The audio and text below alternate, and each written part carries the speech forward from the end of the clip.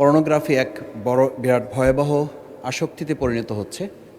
একই সাথে আমরা স্কুল কলেজগুলোতে যেমন তথ্য প্রযুক্তি সহজলভ্য করার চেষ্টা করছি, ঠিক পাশাপাশি আমরা লক্ষ্য করছি আমাদের সন্তান, আমাদের পরিবারের সদস্যভুক্ত সম্মানিত সদস্যবৃন্দ এবং আমাদের স্কুল কলেজগুলোতে আমাদের সন্তানদেরকে একই সাথে যেমন আমরা তথ্য প্রযুক্তিতে আমরা বলি যে নলেজ ইজ পাওয়ার, এটা ছিল ইনফরমেশন ইজ পাওয়ার, পরবর্তীতে এখন টেকনোলজি ইজ পাওয়ার।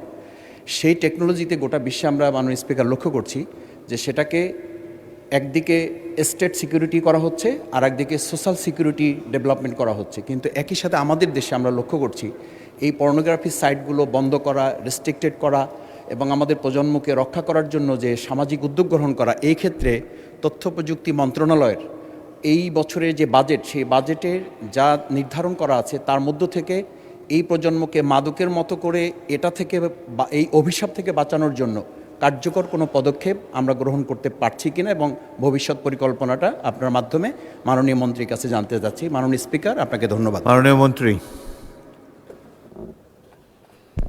ধন্যবাদ মাননীয় স্পিকার। মাদক সারা বাংলাদেশে একটা ব্যাধি হয়ে গেছে।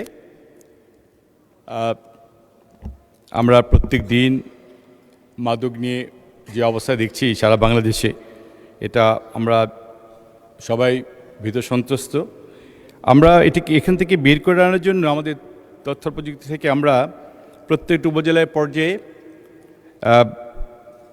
আমরা যাতে উপজেলায় পর্যায়ে আপনার AI plus freelance internet service দিতে পারি, তার জন্য চেষ্টা করছি। I will try to divert the young generation.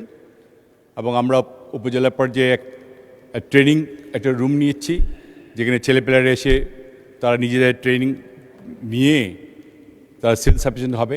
এই পর্যায়ে আমরা কাজ করছি।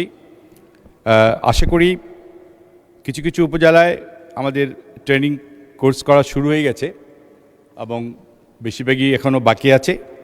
আমরা উপজেলা পর্যায়ের একটা উপরে 4-5 তলা 6 তলা এরকম রুমগুলিতে সেই ট্রেনিং কোর্সগুলি করার চেষ্টা করছি এবং ইনশাল্লাহ আমরা যদি এইভাবে এই পর্যায়ে যদি ছেলেপেলেদেরকে ইয়াং জেনারেশনকে আমরা অ্যাট্রাক্ট করতে পারি, তাহলে হয়তো এই মাদকাসক্ত যারা আছেন তারা একটু ইয়াং জেনারেশন বিশেষ করে তাদেরকে আকৃষ্ট করে ওখান থেকে বের করার চেষ্টা করব।